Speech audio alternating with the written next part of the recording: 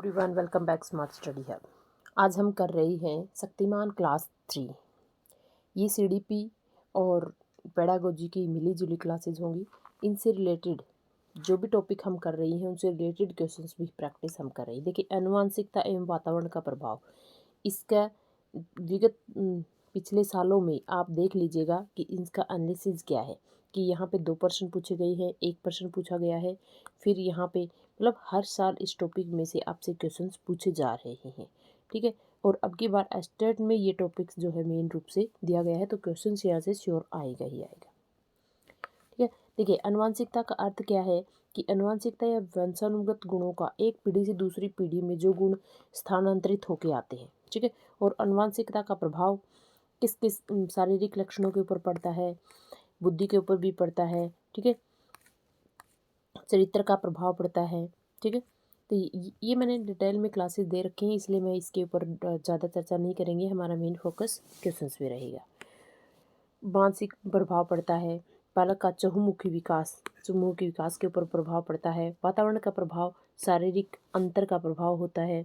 वातावरण संबंधी कारक कौन से हैं हमारे? भौतिक कारक हैं, सामाजिक कारक है, आर्थिक कारक है, सांस्कृतिक कारक हैं। तो ये सारे के सारे क्या है? भौतिक कारक है, ठीक है। वातावरणीय कारक है। आनुवंशिक और वातावरण की शैक्षिक महत्व देख लीजिएगा। ये सारी पीडीएफ मैं आपको व्हाट्सएप ग्रुप में डाल दूँगी, ठीक है। देखिए, क्वेश्चंस भी आइएगा। क्वेश्चंस हमारे क्या है, कितने क्वेश्चन है एक बार देख लेती हूँ मैं। क्वेश्चन है हमारे 31। ओके, आज का फर्स्ट क्वेश्चन क्या है? देखिए, आनुवंशिक गुणों का स्थानांतरण एक पीढ़ी से दूसरी पीढ़ी में होता है। तो ये इसका आंसर रहेगा अनुवांशिक गुणों का स्थानांतरण एक पीढ़ी से दूसरी पीढ़ी में होता है। इसका देखिए, माता पिता, सिर्फ माता से नहीं, सिर्फ माता से, जो सिर्फ वाले आंसर हैं उनको तो वैसे ही काट दो। माता व पिता दोनों से, माता पिता एवं उसके पूर्वजों से। तो माता पिता और उसके पूर्वजों से हमारे जो गुण आते हैं, स्थानांतरित होते हैं, वही क्या होते हैं? अनुवांशिक गुण होते हैं। शारीरिक एवं मानसिक विशेषताओं का माता पिता से संतानों में हस्तांतरण अनुवांशिक कहलाता है। ये किसने कहा है? तो ये बाय डेफिनेशंस आपको याद रखना है कि किसने कहा हुआ है। तो ये डेफिनेशन दी है अब्राहम मैस्लो ने, ठीक है। जो शारीरिक और मानसिक विशेषताओं का माता पिता से संतानों में जो हस्तांतरण होता है, उसी को ही हम क्या कहेंगे? अनुवांशिकता कहेंगे। ये कहा है अब्राहम मैस्लो ने। नेक्स्ट क्वेश्चन है हमारा। देखिए, हम इसको ऐसे कवर करेंगे, बार बार नहीं आएंगे। बालक के संपूर्ण व्यवहार की पुष्टि कौन करता है? बालक के संपूर्ण व्यवहार की पुष्टि देखिए, आनुवंशिकता और वातावरण करता है। एक आनुवंशिकता और दूसरा वातावरण। देखिए, आनुवंशिक गुण वह होते हैं जो एक पीढ़ी से दूसरी पीढ़ी में आते हैं। वातावरण जो जिस संसार में हम रहते हैं, जिस समाज में हम रहते हैं, तो की अंत्यक्रिया, जो उनकी अंत्यक्रिया होती है, उसी का ही क्या करता है? बालक का संपूर्ण व्यवहार को बनाता है, ठीक है। बालक को जो मूल प्रवृत्तियों से प्राप्त होता है, उनका विकास क्या कहलाता है? तो उसका विकास क्या कहलाएगा? आपका अनुवांशिक। देखो, बालक को जो मूल प्रवृत्ति आती है वो वंशानुक्रम से आती है, और उनका विकास वातावरण से होता है, ठीक है। जो मूल प्रवृत्तियाँ हैं, स्टार्टिंग में जो प्रवृत्ति आती है वो अनुवांशिक होती है, लेकिन जैसे जैसे समाज से कनेक्ट हो जाता है तो उसका क्या हो जाता है? विकास हो जाता है, ठीक है। नेक्स्ट क्वेश्चन है, बच्चे के विकास में उसके परिवेश का प्रभाव पड़ता है, उसे हम क्या कहते हैं? बच्चे के परिवेश का जो प्रभाव पड़ता है उसको हम कहेंगे पालन पोषण। देखिए, परिवेश का प्रभाव पड़ेगा, बच्चे का पालन पोषण जैसा होगा, उसी का ही तो प्रभाव उसके पूरे जीवन पर पड़ेगा, ठीक है। परिवेश के प्रभाव मानव के देखो, खालिस्तान और दोनों चरणों में बहुत ही महत्वपूर्ण है। जो परिवेश का प्रभाव होगा ना, तो वो क्या होगा? घर के आसपास ही होगा, है ना। तो देखिए, सामाजिक तो हो नहीं सकता। जो परिवेश, जो माहौल होगा, सामाजिक तो समाज में आने के बाद होगा, तो ये तो कट गया, समाज वैसे ही कट गया। तो परिवार और विद्यालय और प्रसव पूर्व और प्रसव के उपरांत, तो देखिए ये आएगा आंसर। परिवेश के प्रभाव मानव के प्रसव पूर्व और प्रसव के उपरांत दोनों ही चरणों में महत्वपूर्ण है। तो ये कहता है कि जब बच्चा गर्भ में होता है और गर्भ के मतलब जब पैदा होता है उस टाइम के उपरांत दोनों ही बहुत महत्वपूर्ण है। देखिए, गर्भ में जिस तरीके का माहौल हम देते हैं बच्चों को, वो सबसे ज़्यादा ग्रोथ करता है, उस टाइम पे सबसे ज़्यादा सीखता है। ठीक है। दूसरा कारण ये होता है कि हो सकता है कि किसी कारणवश प्रसव के दौरान डॉक्टर से गलती से कुछ ऐसी गलतियां हो जाती हैं जिसके कारण बच्चे को पूरी ज़िंदगी भुगतना पड़ता है। तो दोनों ही बहुत महत्वपूर्ण होता है। ठीक है। नेक्स्ट क्वेश्चन है हमारा, थर्ड क्वेश्चन पे आ जाइएगा। नेक्स्ट क्वेश्चन है, निम्नलिखित में से किस मनोविज्ञान का कथन है कि माता पिता के चरित्र का प्रभाव उसके बच्चों के ऊपर पड़ता है? तो माता पिता के चरित्र का प्रभाव उसके बच्चों पे पड़ता है, ये डग डेरम ने कहा था। ठीक है। बस ये बाय डेफिनेशन इनको ऐसे याद रखना है। ठीक है। बालक के सम्यक विकास के लिए निम्नलिखित में से किनका संयोग सबसे अनिवार्य है? तो उसके वंशानुक्रम और वातावरण का सबसे अनिवार्य है। ठीक है। प्रत्येक छात्र स्वयं में भिन्न है, इस तथ्य का मुख्य कारण क्या है? प्रत्येक छात्र अपने आप में अलग होता है, इसका मुख्य कारण देखिए, भौतिक वातावरण भी होता है, सबका अलग अलग होता है, सामाजिक परिवार वातावरण भी सभी का अलग अलग होता है, वंशानुक्रम है वो भी सभी का अलग अलग होता है। तो ये सभी के सभी जो कारण है प्रत्येक बच्चे को इंडिविजुअल करते हैं। ठीक है। नेक्स्ट है, माता पिता से संतानों को प्राप्त होने वाले गुणों को क्या कहते हैं? माता पिता से जो गुण हमें मिलते हैं उसको वंशानुक्रम कहेंगे। ठीक है। निम्नलिखित में से कौन सा किसी बच्चे पर आनुवंशिकता का प्रभाव पड़ता है? तो आनुवंशिकता का प्रभाव कौन सा पड़ता है?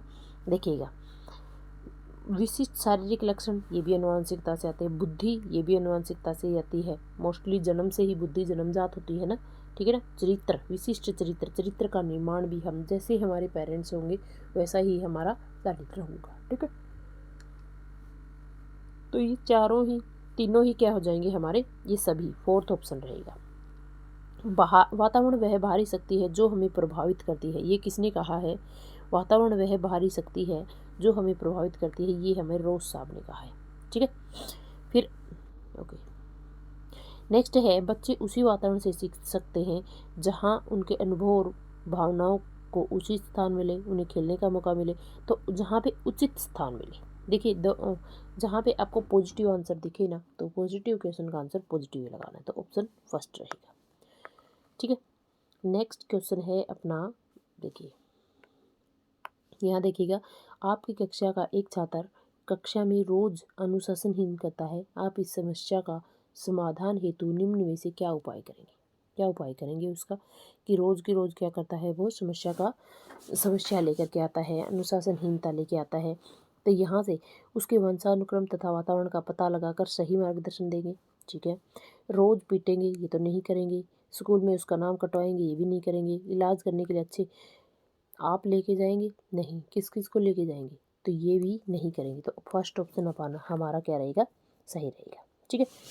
नेक्स्ट है, अनुवांशिकता तथा वातावरण परस्पर क्या है, एक दूसरे के क्या हैं, अपने परस्पर हैं। देखिए, निर्भर हैं एक दूसरे पर, बिल्कुल निर्भर हैं, पूरक हैं एक दूसरे के, पूरक हैं, जुड़े हुए हैं, सहयोगी हैं, ये भी सहयोगी है। तो अनुवांशिकता तथा वातावरण एक दूसरे के निर्भर हैं, पूरक हैं और सहयोगी है। तो ऑप्शन रहेगा फोर्थ। आप दिल्ली के किसी केंद्रीय विद्यालय में शिक्षक हैं, आपकी कक्षा का एक छात्र अफजल हिमाचल प्रदेश का रहने वाला है तथा एक अन्य छात्र सुदीप केरल का मूल निवासी है। आप दोनों के रंग, रूप, स्वभाव आदि में काफ़ी भिन्नताएं देखते हैं, इसका प्रमुख कारण क्या है? देखिए, वातावरण का प्रभाव, विद्यालय में दोनों का शैक्षिक स्तर, उसकी शिक्षण विधि और उपरोक्त सभी। तो 14 का आंसर क्या रहेगा? देखिए, उनका वातावरण जो है ना अलग अलग है, एक दूसरी जगह का है और एक दूसरी जगह का है। तो उनका वातावरण क्या रहेगा, डिफरेंट है, तो वातावरण का प्रभाव रहेगा, फर्स्ट ऑप्शन रहेगा। ठीक है। बालक क्या है, उसकी क्षमता क्या है, उसका पर्याप्त विकास क्यों नहीं हो रहा है, आदि प्रश्नों के उत्तर तत्व कौन होंगे? तो जो उनका जो मेन फोकस होगा वो क्या रहेगा हमारा, देखिए, एक वातावरण होगा और एक वंशानुक्रम। तो ये दोनों ही डिपेंड करते हैं कि बच्चे के बालक क्या है, उसकी क्षमताएं क्या है, उनका विकास किस तरीके से हो रहा है, तो दोनों ही जिम्मेदार हैं, वंशानुक्रम भी और वातावरण भी। क्लियर। निम्नलिखित में से किस प्रकार के विकास पर आनुवंशिकता और वातावरण का प्रभाव पड़ता है? किस प्रकार के विकास पर आनुवंशिकता और वातावरण दोनों ही आ गए तो सारे आ जाएंगे। देखो, सामाजिक वातावरण हो गया, स्वयंगात्मक आपका वातावरण और आनुवंशिक दोनों आ गई, मानसिक विकास आनुवंशिक भी आ गया और आपका वातावरण भी आ गया, शारीरिक विकास दोनों ही आ गए। तो यहाँ से क्या आ जाएंगे आपके सारे के सारे, ऑप्शन फोर्थ रहेगा। ठीक है।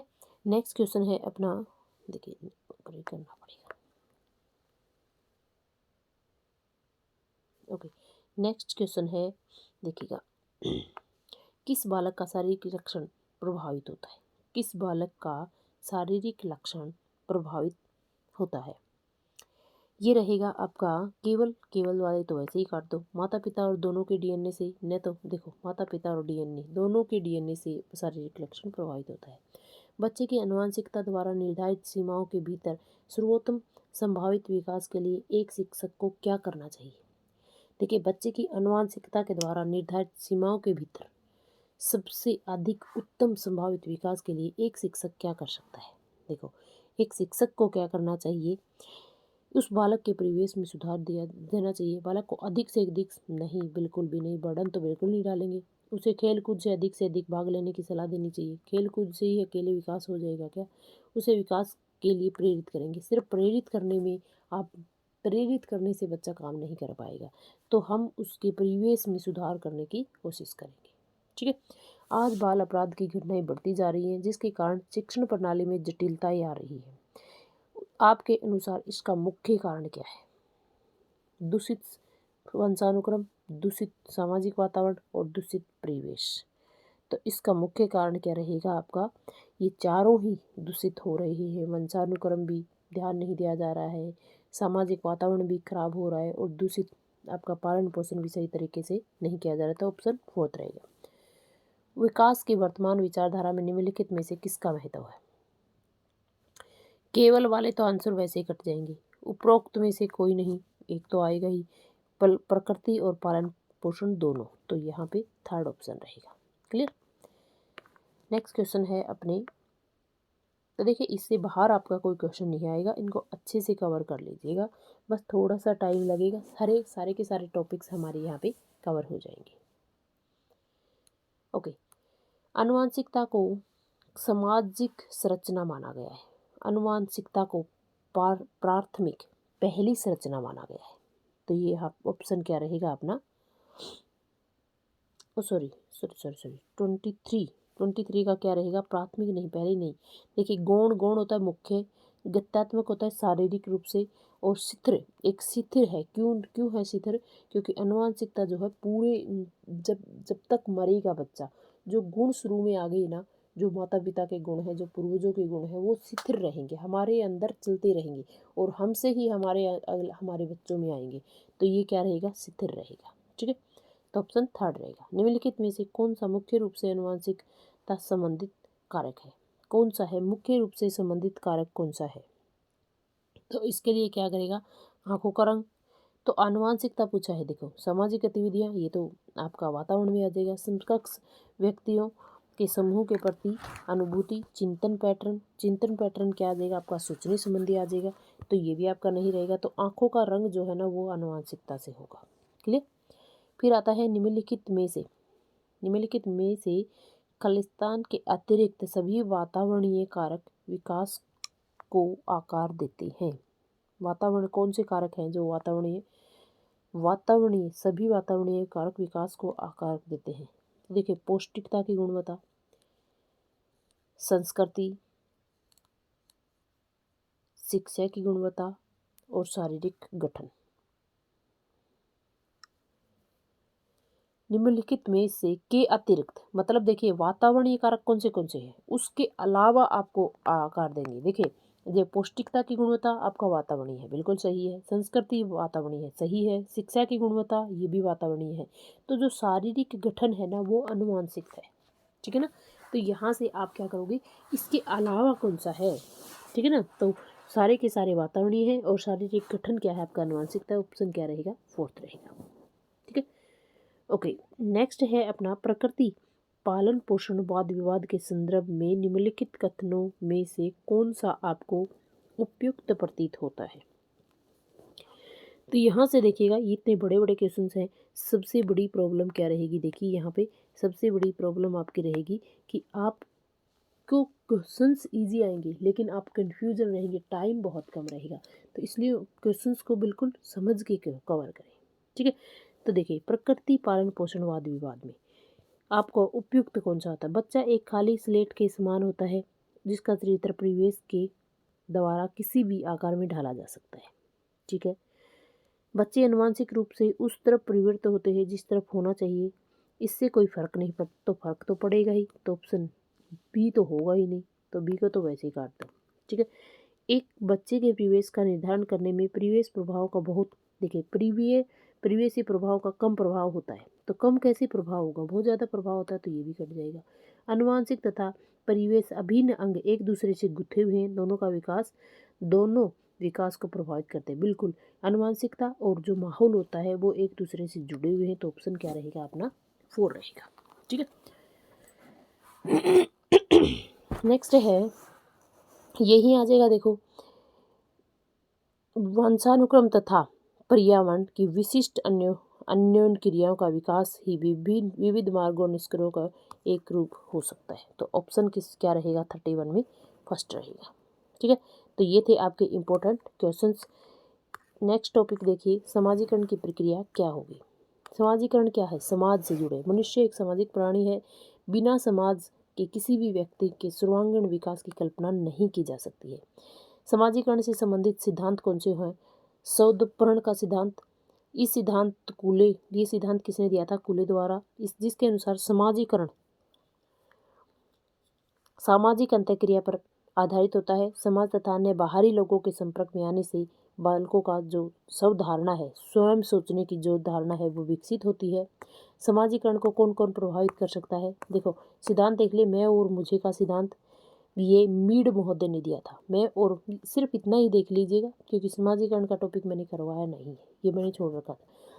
मैं और मुझे का सिद्धांत मीड महोदय ने दिया था। सामूहिक प्रतिनिधित्व का सिद्धांत दुर्खिम ने दिया था। बस इतना ही याद रखना है और ज़्यादा चक्कर में नहीं पड़ना है। ठीक है, समाज को कौन कौन प्रभावित करता है, पालन पोषण करता है, सहानुभूति करती है, सामाजिक शिक्षण करता है, पुरस्कार और दंड करते हैं, ओके, वंशानुक्रम करता है। समाज में है तो हमें सब कुछ क्या करता है, प्रभावित करेगा। साथी संगी करेंगे, समुदाय करेगा, धर्म करेगा, परिवार करेगा, पड़ोसी करेंगे। अच्छा, स्कूल भी हमें प्रभावित करेगा बिल्कुल। अगर स्कूल में सही शिक्षा मिलेगी तो हम आगे बढ़ेंगे, दब्बू किस्म के बनेंगे तो फिर हम लास्ट में पिछड़ते ही चले जाते हैं। समाजीकरण के प्रकार कौन से होते हैं, एक प्राथमिक समाजीकरण हमारा कौन सा होता है, परिवार और मित्रों की भूमिका क्या होती है, प्राथमिक समाजीकरण में आती है। फिर आता है द्वितीय और गौण समाजीकरण क्या होते हैं, इसके माध्यम से बालक सामुदायिक तरीके से सीखने का व्यवहार करता है और अपनाता है। जैसे खेल, स्कूल में खेल का मैदान, क्लास, स्कूल विद्यालय का माहौल, पड़ोसी, सब क्या आते हैं आपके द्वितीय गौण सामाजिक में आते हैं। और पहली इकाई कौन होती है समाजीकरण की, परिवार जो है पहली इकाई होती है। इसमें माता पिता, सगे संबंधी, भाई बहन ही होते हैं बस। ठीक है, समाजीकरण की अवस्थाएं कौन सी होती हैं, समाजीकरण की अवस्था है सहस्वावस्था में जो समाजीकरण होता है वो परिवार ही होता है। ठीक है ना। फिर आता है प्रारंभिक बाल्यावस्था, इसमें बच्चे थोड़े थोड़े पड़ोस में आने लग जाते हैं। आप बच्चों के कांटेक्ट में आएंगे और यहाँ से थोड़ा सा माहौल जो है प्री गैंग एज बनना स्टार्ट हो जाएगी। उत्तर बाल्यावस्था में बच्चे जो हैं अपने अन्य लोगों के विचार और सुझाव को स्वीकार करने की प्रवृत्ति बढ़ जाती है। विद्यालय में जाना स्टार्ट कर जाते हैं तो वहाँ पे माहौल क्लास से, टीचर से, फ्रेंड्स से यह मिल जाता है। किशोरावस्था में समाजीकरण जो है वो जटिल हो जाता है और यहाँ पे समूह में बन जाते हैं। समाजीकरण में मुख्य भूमिका को अध्यापक की भूमिका बहुत ज़्यादा होती है, बल्कि यह बच्चे की समाजीकरण की प्रक्रिया को तीव्र गति प्रदान करता है और विद्यालय के इस कार्य में शिक्षक की भूमिका अहम होती है। ठीक है, ओके, आप समझ सकते हैं कि एक परिवार और अभिभावक की भूमिका क्या होती है। अगर हम अच्छा माहौल देंगे बच्चों को तो हम बच्चों को अच्छा निर्माण कर सकते हैं। अगर अच्छा माहौल नहीं देंगे, उनकी तरफ ध्यान ही नहीं देंगे तो बच्चा जो है किसी भी तरीके से आगे बढ़ सकता है, बिगड़ भी सकता है और बन भी सकता है। ठीक है, समाजीकरण में खेल की भूमिका क्या है, मित्रों और समूह की भूमिका क्या है, तो यहाँ पे देखिएगा समाजीकरण का अर्थ क्या है। यहाँ से देखिए जितने क्वेश्चंस लगाएंगे वहाँ से हमें समझ में भी आ जाएगा और किस टाइप के क्वेश्चन आएंगे ये भी पता लग जाएगा। ठीक है, समाजीकरण का अर्थ क्या है। अपना समाजीकरण मानदंड का कठोर रूप से पालन करता है। देखिए कठोर रूप तो ऐसा कुछ होगा ही नहीं, तो समाजीकरण फर्स्ट तो ऑप्शन नहीं रहेगा। ठीक है, समाज से समायोजित होता है, जो समाजीकरण होता है समाज से ही समायोजित होता है, तो फर्स्ट ऑप्शन आपका, सेकेंड ऑप्शन आपका सामाजिक रहेगा। तो समाजीकरण सहयोग करने वाले व्यक्तियों को हम की भावना का विकास करता है और उनके एक साथ कार्य करने की इच्छा और क्षमता का विकास करता है। निम्न विचारकों का ये किसने कहा है कि समाजीकरण सहयोग करने वाले व्यक्तियों को हम की भावना का विकास करता है। ये कहा है रोज साहब ने। ठीक है, फिर आता है सेकंड क्वेश्चन, देखिए ये सही है। निम्न में से कौन सा कारक बच्चों के समाजीकरण की महत्वपूर्ण भूमिका निभाता है। तो देखिए जो समाजीकरण की महत्वपूर्ण पालन पोषण पड़ोस सहानुभूति सारे के सारे क्या करते हैं, महत्वपूर्ण भूमिका निभाते हैं। बालक के समाजीकरण की प्रक्रिया कब आरंभ होती है। बालक की समाजीकरण की प्रक्रिया जन्म से ही शुरू हो जाती है, क्योंकि जन्म से ही परिवार के साथ आना स्टार्ट हो जाता है और प्रथम इकाई समाजीकरण की क्या है, परिवार है। ठीक है, ओके, बच्चों की समाजीकरण की शिक्षक की भूमिका क्या होती है। उनका बौद्धिक विकास, उनका सांप्रदायिक प्रदान करना, उन्हें सांप्रदायिक शिक्षा प्रदान करना, उन्हें गृह कार्य देना, उनके आर्थिक सहयोग। देखो आर्थिक सहयोग तो टीचर किस किस के करेगा। बौद्धिक विकास हो सकता है और उनका सांप्रदायिक, देखो सांप्रदायिक वो समाज में बच्चा जो है टीचर जो है थोड़ी देर बच्चा टीचर के संपर्क में थोड़ी देर में ही आता है, तो समाज के संपर्क में ज़्यादा रहता है, तो टीचर जो है उसके बौद्धिक विकास में ज़्यादा मदद कर सकता है। अपनी कक्षा की बच्चों की समाजीकरण की प्रक्रिया को तेज करने के लिए एक शिक्षक को क्या करना चाहिए। सहानुभूति, किंतु कठोर तो नहीं होना चाहिए। स्नेह और सहानुभूति से ही उसको, हम बच्चों को स्नेह और सहानुभूति से ही सिखा सकते हैं, दबाव से तो हम किसी को भी नहीं सिखा सकते। ठीक है ना, तो यहाँ से रहेगा ऑप्शन सेकंड रहेगा। ठीक है, सेकंड है। नेक्स्ट क्वेश्चन है समाजीकरण की किस अवस्था में बच्चों की जिज्ञासा प्रवृत्ति आती है। समाजीकरण की कौन सी अवस्था में, देखो जिज्ञासु कब होते हैं, आपके बाल्यावस्था में होते हैं और प्रारंभिक बाल्यावस्था में बच्चे क्या हो जाते हैं, खोजी हो जाते हैं, जिज्ञासु हो जाते हैं, तो ऑप्शन थर्ड रहेगा। निम्न में से क्या बच्चों की समाजीकरण में मुख्य भूमिका होती है। तो मुख्य भूमिका समाजीकरण में बच्चों की खेलकूद, अच्छे कपड़े, बच्चे की सुंदरता, बच्चों की, देखो अच्छी पाठ्य पुस्तक कौन सी कोई फर्क नहीं पड़ना, सुंदरता उसकी कोई फर्क नहीं पड़ेगा, अच्छे कपड़े कोई फर्क नहीं पड़ेगा, तो ऑप्शन फर्स्ट रहेगा। खेल कूद से ही वो बच्चे क्या आते हैं, समाज से कनेक्ट में आते हैं। निम्न में से मैं और मुझे का सिद्धांत किसने दिया था। मैं और मुझे का सिद्धांत मीड ने दिया था, ऑप्शन सेकंड रहेगा। ठीक है, ओके, समाजीकरण की किस अवस्था में बालकों के समकक्ष मित्रों और समूहों के साथ समायोजन की प्रवृत्ति का विकास होता है। तो मित्र और समूह कौन सी उसमें आ जाते हैं, आपके मित्र जो है समकक्ष मतलब एक साथ कक्षा में, और मित्रों का समूह जो जटिल हो जाता है वो किशोर अवस्था में आ जाता है।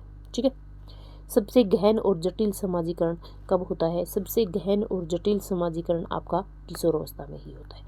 तो इसी प्रकार के क्वेश्चंस आपको दिए जाएंगे। देखो समाजीकरण की प्रक्रिया में उन किनको, मानकों को, मूल्यों को, विश्वास को, सभी प्राप्त होता है जिससे समाज महत्व देता है। ठीक है, किस बालक के समाजीकरण में धर्म का महत्व दिया जाता है। कौन से बालक, संस्कार, आदर्श, अनुकरण। तो समाजीकरण में धर्म का अनुकरण करेंगे, आदर्शों का पालन करेंगे, संस्कार करेंगे, तो इस सारे के सारे क्या होते हैं, समाजीकरण के अंदर आते हैं। तो इसी टाइप के क्वेश्चन आएंगे, इसमें ज़्यादा हार्ड नहीं आएंगे, तो आप इनको आराम से कर सकते हो। ठीक है, नेक्स्ट टॉपिक देखिएगा, बिल्कुल ईजी है ये, आप कर सकते हो। नेक्स्ट है पियाजे और कोहलबर्ग एवं वाइगोत्स्की का सिद्धांत। देखिए यहाँ से आपके क्वेश्चंस बने ही बने हैं, हर साल आपके क्वेश्चंस बने हैं, कभी एक कभी दो, कभी एक कभी दो, तो आपके क्वेश्चन यहाँ से आए हैं। जीन पियाजे और कोहलबर्ग और वाई गोस्त्री से रिलेटेड मैंने कंप्लीट वीडियो बना रखी है, जाके प्ले लिस्ट्स में डिटेल में देख सकते हैं, बहुत ही अच्छी और बहुत ही शॉर्ट में उनको वहीं कवर करेंगे, ठीक है ना। अब मैं यहाँ पे इसको बिल्कुल बोलूँगी भी नहीं, क्वेश्चंस पे आ जाइएगा।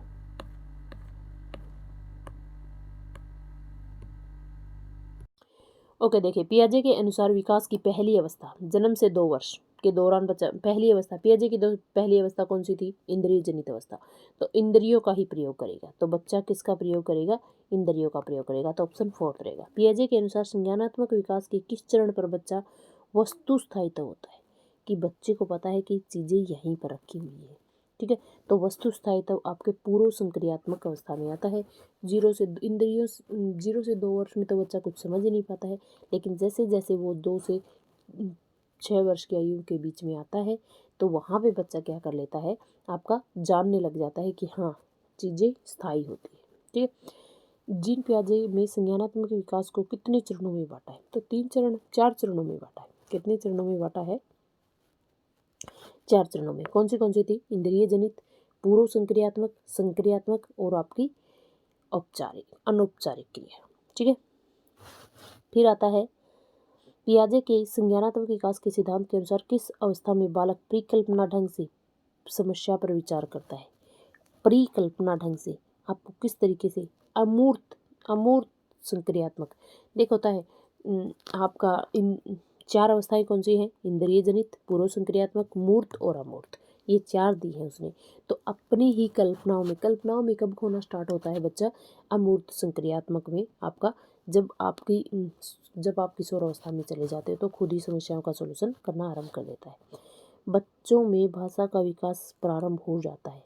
बच्चों में भाषा का विकास कब प्रारंभ हो जाता है? जीन पियाजे के अनुसार, ठीक है। तो बच्चों में भाषा का विकास पूर्व संक्रियात्मक अवस्था में ही स्टार्ट हो जाता है, और नॉम चॉम्स्की कहते हैं कि भाषा का विकास जो है बच्चों में जन्मजात होता है, ठीक है। कोहलबर्ग के द्वारा ओके, कोहलबर्ग को बाद में देखेंगे, कल जीन पियाजे को कवर करेंगे। निम्नलिखित में से किसका कथन है कि ज्ञानात्मक विकास नकल पर आधारित होता है? नकल पर आधारित न होकर खोजी पर आधारित होता है। तो जीन पियाजे ही कहते हैं कि बच्चे नन्हे वैज्ञानिक होते हैं, नन्हे खोजी होते हैं, तो फर्स्ट ऑप्शन रहेगा, ठीक है। ओके, वातावरण के अनुसार स्वयं को ढालना क्या कहलाएगा? समायोजन कहलाएगा, ठीक है। पियाजे के संज्ञानात्मक विकास के सिद्धांत के अनुसार विकास रुक रुक कर चलने वाली प्रक्रिया है, निरंतर चलने वाली प्रक्रिया है, रुक रुक कर और निरंतर चलने वाली प्रक्रिया है। तो पियाजे के अनुसार जो विकास है वो कैसी अवस्था है? वो निरंतर चलने वाली प्रक्रिया है, ठीक है। ओके, कोहलरबर्ग के प्रस्तावित निम्नलिखित चरणों में से प्राथमिक विद्यालयों के बच्चे किन चरणों का अनुसरण करते हैं? कौन से चरणों का अनुसरण करेंगे? देखिए, आज्ञा पालन और दंड उन्मुखी बिल्कुल भी नहीं। ये किसने कहा था? कि देखो प्राथमिक चरण। ओके, कोहलबर्ग के निम्नलिखित चरणों में से प्राथमिक विद्यालयों में जो छोटे बच्चे होंगे वो किन चरणों का अनुकरण करेंगे? जो छोटे बच्चे होते हैं वो इतने भी छोटे नहीं होते हैं कि आपको उनको दंड देना पड़े, आज्ञा पालन करनी पड़े। तो 5वीं क्लास तक के जो बच्चे आ जाते हैं वो कम से कम आपके 6 से 10 साल के बीच में आते हैं, ठीक है। तो वो अच्छा बच्चा बनने की कोशिश करेंगे, तो अच्छा बच्चा व बच्ची बनने की कोशिश करेंगे, ठीक है। नेक्स्ट देखिएगा, पियाजे के अनुसार देखिए, पियाजे के अनुसार कोई बच्चा किस अवस्था में अपने परिवेश की वस्तुओं को पहचानने और उसमें विभेद करने लग जाता है? तो पूर्व संक्रियात्मक अवस्था में बच्चा जो है विभेद करने लग जाता है। कोहलबर्ग के अनुसार देखिए, एक मिनट, कोहलबर्ग के अनुसार सही और गलत के बारे में चिंतन करने लग जाता है, सही और गलत के बारे में सोचने लग जाता है, अलग आयु के तरीके से, अलग चरणों के समान के तरीके से, संदर्भ के अनुसार, अभिभावकों के द्वारा प्रदत्त निर्देशों के अनुसार। तो ऑप्शन रहेगा आपका, देखिए, अलग अलग आयु के अलग तरीके में बच्चा जो है अलग अलग रूप से चिंतन करने लग जाता है, ठीक है। जैसे छोटा बच्चा होता है वो सही और गलत के बारे में अलग आयु में अलग तरीके से सोचेगा, अलग आयु में अलग तरीके से। जैसे बड़ा होगा तो उसे समझ में आने लगेगा कि सही और गलत क्या है, ठीक है। तो आपकी आयु का जैसे बाल्यावस्था में बच्चा कुछ सोचेगा, फिर किशोरावस्था में जाके बच्चा कुछ और सोचेगा, शैशवावस्था में सोचता ही नहीं है, उसकी सोच नहीं होती, नैतिकता अर्थहीन होती है। ठीक है, तो अलग आयु में अलग तरीके से सोचेगा। ठीक है, निम्न में से किसने नैतिक विकास की अवस्था के सिद्धांत का प्रतिपादन किया है? निम्न में से तो जीन पियाजे, लॉरेंस, कोहलबर्ग और फ्रायड और शियसर। नैतिक विकास के सिद्धांत का प्रतिपादन किसने किया है? तो नैतिक विकास का प्रतिपादन कोहलबर्ग ने किया है। ठीक है, वैसे तो देखो नैतिक विकास का प्रतिपादन आपका जीन पियाजे ने भी किया है, लेकिन अगर जीन पियाजे और कोहलबर्ग आ जाए तो आपका लॉरेंस कोहलबर्ग ही आंसर रहेगा। ठीक है, तो ऑप्शन रहेगा आपका सेकंड। नेक्स्ट देखिएगा, एक मिनट। जीन पियाजे के किसी बच्चे के विचारों में नए विचारों का समावेश होने को क्या कहा जाएगा? देखिए, अगर किसी बच्चे के अंदर नए विचार आते हैं तो उसको हम क्या कहेंगे? देखिए, एक आत्मीकरण था, एक स्थायित्व, एक उदातीकरण था, तो ये थे, संरक्षण था, है ना? जब मैंने जीन पियाजे किया वहाँ पे मैंने वर्ड बताए थे कि कौन से हैं, तो ये आ जाएगा सात्मीकरण, कि आत्मीकरण होगा। ये सात्मीकरण नहीं है, ये आत्मीकरण आएगा, तो ऑप्शन सेकंड रहेगा कि जब बच्चे में जब नए माहौल में जाता है तो नए विचार आते हैं, तो नए विचारों को वो क्या कर लेता है, ग्रहण कर लेता है। जीन पियाजे के अनुसार कितने वर्ष की आयु तक बच्चे के संज्ञानात्मक विकास के परिपक्वता का अभाव पाया जाता है? तो वो परिपक्व कब तक नहीं हो पाता है? 6 वर्ष तक जो है बच्चा परिपक्व नहीं हो पाता है। ठीक है, बच्चों के विकास से संबंधित निर्माण और खोज का सिद्धांत किसने दिया है? देखिए, बच्चे को नन्हा सिद्धांत किसने कहा है? जीन पियाजे ने। तो खोज और निर्माण का सिद्धांत भी किसने दिया है? जीन पियाजे ने। ठीक है, निर्माण और खोज का सिद्धांत निम्नलिखित में से जीन पियाजे ने दिया था। पियाजे क्या थे? मनोवैज्ञानिक थे, खगोल शास्त्री थे, क्या थे पियाजे? पियाजे क्या थे? मनोवैज्ञानिक थे। ठीक है, इंद्रिय जनित, ये देखो कितने इंपॉर्टेंट क्वेश्चन है, छोटी छोटी बातों में आपके क्वेश्चन निकले हुए हैं। इंद्रिय जनित गामक अवस्था क्या है आपकी? 0 से 2 वर्ष। ठीक है, और ये सारे क्वेश्चंस आए हैं। कोहलबर्ग ने नैतिक विकास की अवस्था के कितने चरण दिए? तो चरण आपके लेवल कितने थे? 3 थे, और अवस्थाएं कितनी थी? 6 थी। ठीक है, हर एक चरण के आपके 2-2 अवस्थाएं थी। ओके, नेक्स्ट है पियाजे के द्वारा बताई गई बाल विकास की 4 अवस्थाओं की औपचारिक अथवा अमूर्त संक्रियात्मक अवस्था कौन सी थी? अमूर्त आपकी लास्ट वाली 11 से लेके प्रौढ़ावस्था तक। ठीक है, इंद्रिय जनित आपकी बता दी है 0 से 2 वर्ष। निम्नलिखित में से किस अवस्था में भाषा संबंधी योग्यता का विकास अपनी चरण उत्कर्ष पर होता है? तो सबसे ज़्यादा भाषा बच्चा कब सीख पाता है? तो वो बताइएगा।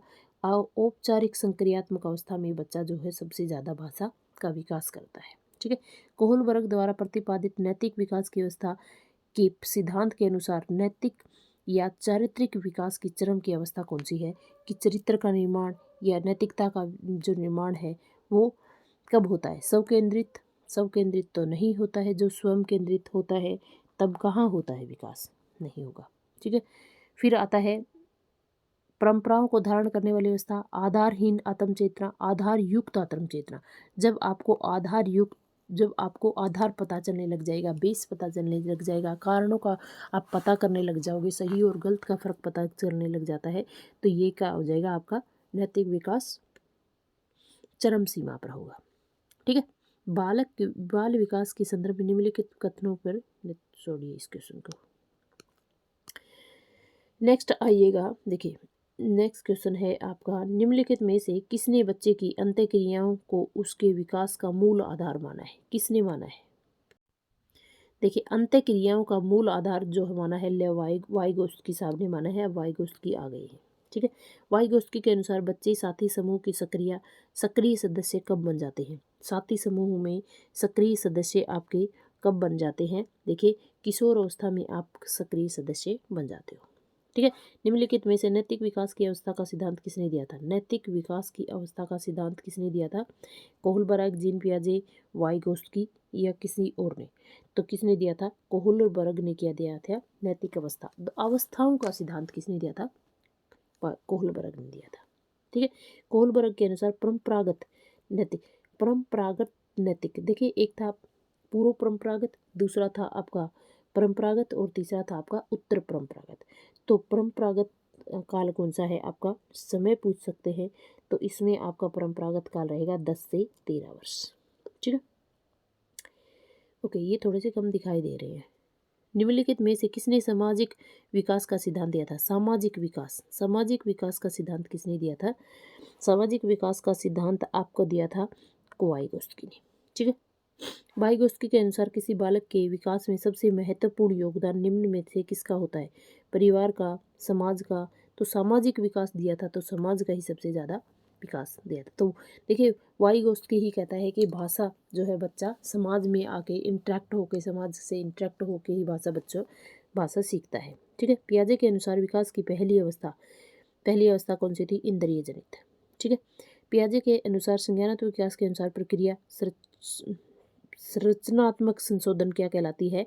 समायोजन, प्रत्यक्षण, समावेशन या स्कीमा क्या कहलाती है? देखिए, अधिगम के संज्ञानात्मक सिद्धांत के अनुसार वह प्रक्रिया जिसके अनुसार संज्ञानात्मक संरचना, जो संरचना कर जाती है, स्ट्रक्चर मिलता है, तो जो स्ट्रक्चर मिलता है वो स्कीमा होता है। ठीक है, हम किस तरीके से हम अपनी जो समस्या है उसका संशोधन करते हैं, सोचते हैं, समझते हैं, संरचना बनाते हैं, प्लानिंग बनाते हैं, तो वो स्कीमा होती है। ठीक है, वाइगोत्स्की के अनुसार के बाद की लिंग संबंधी चेतना हो जाती है। तो देखिए ये क्या कहता है कि वाइगोत्स्की के अनुसार, देखिए, बाल्यावस्था के बाद किशोरावस्था में लिंग संबंधी चेतना और तीव्र हो जाती है। तो ये क्या रहेगी आपकी? थर्ड रहेगा। ठीक है, नेक्स्ट क्वेश्चन देखिएगा। देखिए, थोड़े साफ साफ आ जाते हैं, बस यहाँ पे आ जाओ। मिश्रित आयु वर्ग वाले विद्यार्थियों की कक्षा में व्यवहार रखने वाले शिक्षक के लिए ज्ञान सर्वाधिक महत्वपूर्ण होता है। जो मिश्रित आयु वर्ग वाले, देखिए सभी प्रकार के आयु के बच्चे हैं, उस कक्षा में जो टीचर है वो किस तरीके का व्यवहार रखेगा, सबसे ज़्यादा महत्वपूर्ण उसके लिए क्या है? सबसे ज़्यादा महत्वपूर्ण उसके लिए होगा, देखिए, उसके अभिभावकों का व्यवसाय बिल्कुल भी नहीं। तो आप ऑप्शन को देख के भी आंसर लगा सकते हो। सामाजिक आर्थिक पृष्ठभूमि बिल्कुल नहीं, सांस्कृतिक पृष्ठभूमि बिल्कुल नहीं, विकासात्मक अवस्थाएं कि आप ज़्यादा से ज़्यादा विकास जो बच्चों का किस तरीके से कवर करवा पाएंगे। ठीक है, नेक्स्ट क्वेश्चन है, देखिए,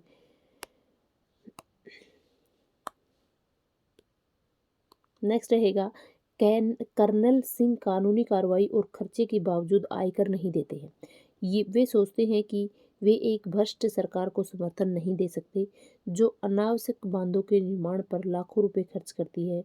वे संभवतः कोहलबर्ग के नैतिक विकास की किस अवस्था में आता है? तो देखिए, उनको पता है कि सही और गलत क्या है, क्यों नहीं दे रहे हैं वो पैसे। तो ये क्या आ जाएगा आपका? सेकेंड, पश्चिम नहीं, मतलब आपका पश्चिम परंपरागत सत्र, उत्तर परंपरागत जिसको हम बोलेंगे। ठीक है ना, तो ऑप्शन रहेगा सेकंड। ओके, नेक्स्ट है आपका, भाषा के विकास के संदर्भ में निम्नलिखित में से कौन सा क्षेत्र पियाजे द्वारा कमतर आंका जाता है? तो सबसे कम जो है पियाजे के अनुसार सबसे कम भाषा कब सीखी जाती है? तो सबसे कम कब सीखी जाती है भाषा? पियाजे के अनुसार समाज का अंत्यक्रिया करके बच्चा सबसे कम भाषा सीखता है। ठीक है, तो अहम केंद्रित भाषा उसने खुद बोला है, विद्यार्थी खुद सक्रियात्मक, खुद सीखता है, खुद ही वैज्ञानिक है, अनुवांशिकता से सीखता है। तो समाज इंटरेक्शन किसे बोला था? वाइगोत्स्की ने समाज इंटरेक्शन बोला था, पियाजे ने समाज इंटरेक्शन नहीं बोला था। ठीक है, यह तथ्य है कि बच्चों को सांस्कृतिक रूप से प्रशंसक ज्ञान की आवश्यकता होती है, निम्नलिखित में से किस व्यक्ति के संबंधित है? तो ये किसने कहा है कि सांस्कृतिक वाला किसने दिया था? लेव वाइगोत्स्की ने दिया था। तो ऑप्शन आपका रहेगा फोर्थ। ठीक है, पियाजे के अनुसार बच्चे निम्न में से किसके द्वारा सीखते हैं? सही प्रकार से ध्यान लगाकर जानकारी को, उपयुक्त पुरस्कार के बारे में तो उसने कहा ही नहीं था, अनुकूल क्रियाएं, समाज के अधिक योग्य सदस्यों के द्वारा उपलब्ध कराए गए सहारे के आधार पर। तो सहारा तो बिल्कुल भी नहीं लेंगे। तो ये क्या आ जाएंगे? सही प्रकार से ध्यान लगाकर जानकारी को याद करना। तो ये क्या रहेगा आपका? 59 का ऑप्शन रहेगा अनुकूल प्रक्रियाएं। तो अनुकूलन हो गया, अनुकूलन उसने ऐसे वर्ड बोले हैं, अनुकूलन बोला है, संरक्षण बोला है, आत्मीकरण बोला है, स्कीम्स बोला है, स्कीमा बोला है, तो ऐसे वर्ड आ जाए तो ये पियाजे का यही आंसर रहेगा। आप आंख बंद करके ऑप्शन लगा सकते हो। ठीक है, ओके। देखिए इस टाइप का क्वेश्चन आपको आया है और आगे भी देखने को मिल सकता है। 15 नंबर क्वेश्चन देखिए, पियाजे के विकासात्मक सिद्धांत के परिप्रेक्ष्य में निम्नलिखित में से कौन सा आरेख विकास को समुचित रूप से स्पष्ट करता है? समुचित रूप से विकास को कौन स्पष्ट कर रहा है? देखिए एक होता है आयु। आयु आपकी, जैसे आयु आपकी बढ़ रही है तो विकास आपका क्या हो रहा है? घट रहा है। पहले देखिए आप 0 से थे, विकास बहुत ज़्यादा था, धीरे धीरे धीरे धीरे धीरे विकास आपका घट रहा है, तो ऑप्शन फर्स्ट तो होगा नहीं। ठीक है, सेकंड देखिए, जैसे जैसे आयु बढ़ रही है और एक ही रेखा में आपका विकास बढ़ रहा है, तो कभी देखा है कि विकास विकास इस तरीके से बढ़ता है, इस तरीके से, कभी ऊपर कभी नीचे, कभी ऊपर कभी नीचे। ठीक है ना, तो इस तरीके से आपका विकास बढ़ रहा है। तो देखिए जैसे जैसे आयु बढ़ रही है तो थोड़ा थोड़ा थोड़ा थोड़ा आपका विकास हो रहा है, कभी कम कभी ज़्यादा। तो ऑप्शन थर्ड जो है ना इम्पोर्टेंट है यहाँ पे, कि ये भी क्या कह रहा है भाई, करो जो है जैसे जैसे आयु बढ़ रही है तब आपका बढ़ ही रहा है, ऊपर ही जा रहा है, तो ये भी नहीं होगा। तो ये आपका सही ऑप्शन रहेगा। ठीक है, अगर ग्राफ आपका इस तरीके से दे रखा है तो वो भी आपका क्या रहता, सही होता ऑप्शन। ठीक है, तो इस तरीके से आपके ये इंपॉर्टेंट क्वेश्चंस हैं, यहाँ से आप अपने कंप्लीट क्वेश्चंस को कवर कर सकते हो। निम्नलिखित में से कौन सा निहितार्थ, देखिए अगर आपको क्लासेस समझ में आ रही हो तो मुझे एक कमेंट, आप लोगों के कमेंट मुझे मोटिवेट करेंगे, मैं हर एक टॉपिक के क्वेश्चंस आपको कवर करके लेके आऊँगी। देखिए जितने कह सकते हैं उतने ही कम है, इससे बाहर आपके कोई क्वेश्चंस नहीं आने वाले। PDF आपको मिल जाएगी, व्हाट्सएप ग्रुप में ज्वाइन कर लेना, लिंक मैं आपको डिस्क्रिप्शन में दे दूँगी, वहाँ से जाके आप PDF को देख सकते हैं, आपके खुद भी क्वेश्चंस को लगा सकते हैं। ठीक है, इसी टाइप के क्वेश्चंस बनेंगे, इससे बाहर नहीं क्वेश्चंस बनने वाले हैं। अब एक टॉपिक के ऊपर 50 क्वेश्चन ले रहे हो, 75 क्वेश्चन तीनों टॉपिक के आए हैं, इनसे बाहर क्या बना सकता है क्वेश्चन? तो बस इनको पढ़िए और प्रैक्टिस कीजिएगा। ओके, देखिए नेक्स्ट क्वेश्चन है अपना 58 का क्वेश्चन देखिएगा। वाइगोत्स्की के अनुसार समीप विकास क्या है? समीप विकास क्या है? तो देखिए वाइगोत्स्की ने CDP का बताया था कि CDP क्या होती है, MKO क्या होता है और स्कैफोल्डिंग क्या होती है। तो स्कैफोल्डिंग ये समीप जो विकास है, तो देखिए वाइगोत्स्की ने बोला था कि ये हमारा बच्चा है, यहाँ पे बच्चा जो है MKO से सीखता है। MKO से क्या करता है? सीखता है कि मोर नॉलेज अदर्स, मतलब हमसे ज़्यादा नॉलेज जो रख रहा है उसी से हम सीखते हैं ना। तो जो ये प्रोसेस होती है ना, जो प्रोसेस होती है सिखाने वाले और सीखने वाले के बीच की जो ये प्रोसेस होती है उसको बोलते हैं हम स्कैफोल्डिंग, और स्कैफोल्डिंग को हिंदी में बोलते हैं संयुक्त विकास। तो देखिए ऑप्शन क्या रहेगा? बच्चे के द्वारा स्वतंत्र रूप से किए जा सकने वाली सहायता के साथ करने वाले कार्य के बीच का जो अंतर है ना, जो ये बीच का अंतर है, जो ये प्रोसेस करने का तरीका है, उसी को ही हम क्या कहेंगे? स्कैफोल्डिंग कहेंगे। ठीक है, तो ऑप्शन रहेगा सी।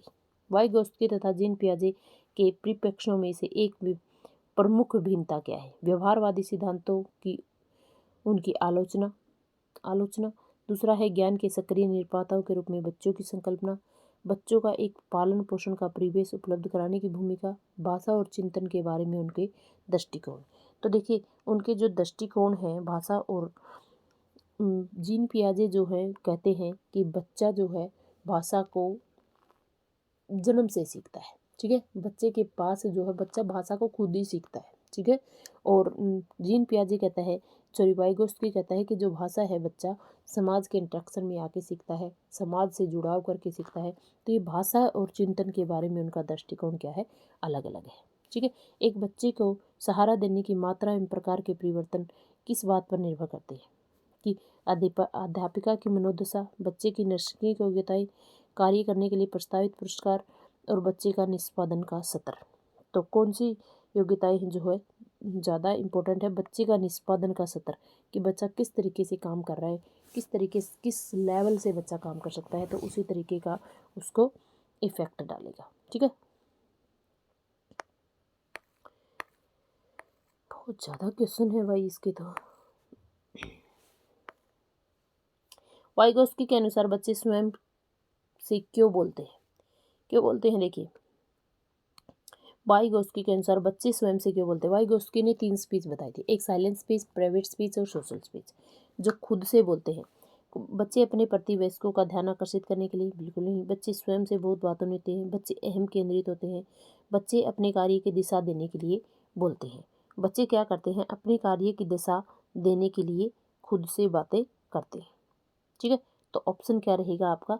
फोर्थ रहेगा कि कई बार नहीं सोचते कि हमने ये कर लिया, ये कर लिया, ये कर लिया, तो हम खुद को ही डायरेक्शन दे रहे हैं। तो क्या रहेगा आपका? फोर्थ रहेगा। तो इतना भी हार्ड नहीं है, अगर आपने टॉपिक्स कवर कर रखे ना तो उससे बाहर आपके क्वेश्चंस नहीं है। देखिए, लेव वाइगोस्की के अनुसार क्या है? भाषिक विकास मानव चिंतन के स्वभाव को बदल देता है। वयस्कों और साथियों के अन्य क्रियाओं करने का भाषा के विकास में कोई प्रभाव नहीं पड़ता। देखिए, प्रभाव तो पड़ता है। भाषा विकास की संस्कृति भूमिका बहुत कम होती है, ये भी नहीं है। अर्जन करने की युक्ति से कोई भाषा सीखते हैं। एक युक्ति से कोई भाषा सीखते हैं। बच्चे भाषा अर्जन करने की एक युक्ति से कहाँ सीखते हैं? कोई एक युक्ति थोड़ी होती है। तो वाइगोस्की क्या कहता है कि भाषिक मानव चिंतन के स्वभाव को बदल देता है। तो यहाँ से ऑप्शन रहेगा फर्स्ट। ठीक है, तो इस तरीके से आप क्वेश्चंस को कवर कर सकते हो। चैनल को लाइक करना, शेयर करना, ज़्यादा से ज़्यादा क्लासेज को शेयर कर देना ताकि लोगों को और को भी हेल्प मिल जाए। तो मिलते हैं नेक्स्ट टॉपिक के साथ, तब तक के लिए जय हिंद, जय भारत।